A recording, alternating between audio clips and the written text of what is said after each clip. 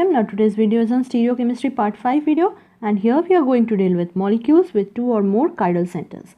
Now before starting, do not forget to watch the previous videos on Stereochemistry. 4 videos are already uploaded in the channel. You can watch it. I will give the link in the description box as well as the I button present above this video. And if you are new to GemChem, do not forget to subscribe the channel and hit the bell icon for regular updates. Now let us start.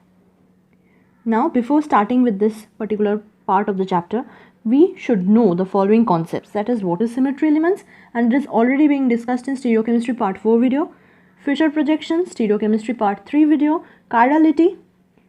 Concept of chirality should be clear, and it is already being done in part 1 video of Stereochemistry, R and S nomenclature along with D and L nomenclature, and these two parameters are also been discussed in IUPAC part 8 and part 9 video. And also concepts of enantiomer and diastereomer must be known. So it is also given in Stereochemistry part 2 video. I will give the link of these all videos in the description box as well as the I button above this video. Now let us start. Now see, what do you mean by stereogenicity and chirotopicity? Now stereogenic center and chirotopic center are different things. Remember, stereogenic center is a center in space around which if two groups or atoms are interchanged, it generates two isomers. Okay, we have to interchange the two groups to generate isomers. But chirotopic center is present when the molecule does not have any sigma. That is a mirror plane. And what is sigma is already being discussed in the previous video, right? Now, after interchanging the position of the two groups in the stereogenic center cause non-superimpossibility, and the two things which are being obtained is called epimers. This is a special type of diastereomers. Now if we look into this particular molecule, then we can see this center, if we just exchange A with B and B with A, we will generate another isomer.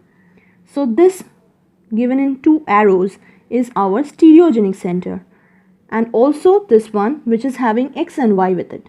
So all these three centers are stereogenic. Similarly for this one, it is stereogenic.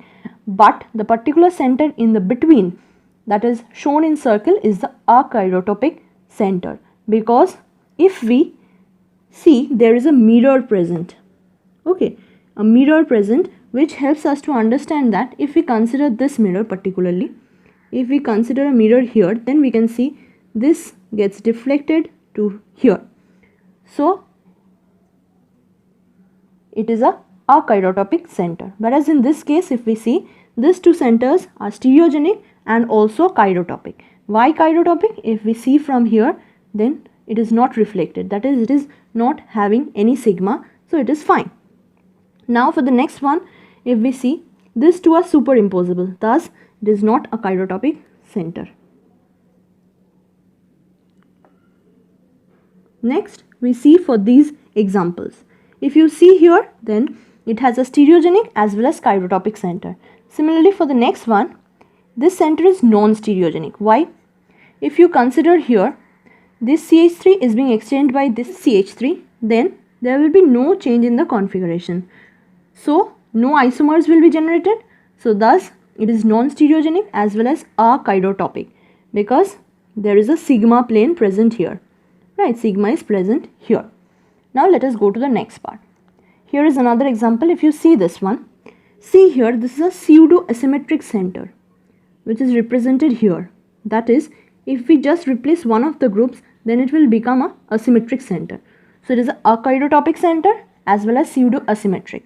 Okay, and from here we can determine that this is 1s, this part is 1s, second carbon is 2s, and third carbon is 3r.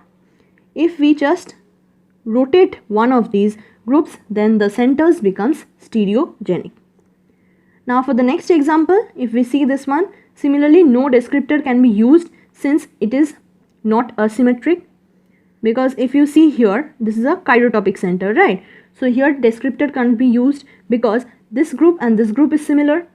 So no R, no S, because R and S are used for chiral center, but it is not a chiral center. It is non-stereogenic or chirotopic center when placed like this. Two types: constitutionally symmetrical and constitutionally asymmetrical. Acyclic molecules containing multiple chiral centers are called constitutionally symmetrical if the chiral atoms equidistant from the geometric center of the molecules are identically substituted. That is, from the center, from if you go in this way or in the downwards way, it should be identically substituted. The two end groups are necessarily equivalent, and when n, that is number of chiral centers, is even, then the geometric center is not located at any atom but at the center of the bond. And the number of stereoisomers is given by 2 to the power n minus 1 plus 2 to the power n minus 2 by 2. And when n is odd, the geometric center rests on an atom and the number of stereoisomers is given by 2 to the power n minus 1. The reason for lesser number of stereoisomers is due to the fact that some of the diastereomers are achiral, that is meso. When the diastereomers are achiral, they are known as meso. What is chiral, what is achiral is already been discussed, right? And do not give enantiomers. And some are degenerate. Now see, if suppose you have 3 chiral carbons, then 1, 2, 3, right? So here the center will be here. Similarly, if you have even number, that is 4, then 1, 2, 3, 4, right? And the center of the molecule will be placed in the bond here, right? So this is being told in these parts. This is a simple thing. Now if we consider this one, see here there is 2 chiral center, right? So ultimately we should get 2n minus 1 plus 2n minus 2 by 2, which is 2 plus 1, 3. So one of them is a meso one and 2 of them is enantiomer. That is one we are getting by using this. So tartaric acid, if it looks like this, another will be its mirror image followed by meso group. Similarly, for 2, 3, 4 trihydroxyglutaric acid, if we see here, then there is 3 chiral centers, and those chiral centers have 4 stereoisomers, 2 to the power n minus 1. So we get 4. This and this are mirror image, and these two are diastereomers, right? Now another category is constitutionally unsymmetrical. A molecule containing 2 or more chiral centers is constitutionally unsymmetrical if the two ends are non-equivalent or if each of the chiral centers is substituted differently. In this case, previously we had done similarity. If you see here, this part looks same as the part present down. For this one also the same case occurs, but in this case these groups will be different with different substituents. Each chiral center is capable of existing in 2 configurations, that is R and S, and the total number of stereoisomers are thus 2 to the power n. And this number n we have already discussed is the chiral centers. Alternatively, one may express the number of diastereomers as 2 to the power n minus 1 plus minus pairs or racemates, since they are enantiomeric in pairs. Okay, and any stereoisomers in series will have 1 enantiomer and 2 to the power n minus 2 diastereomers.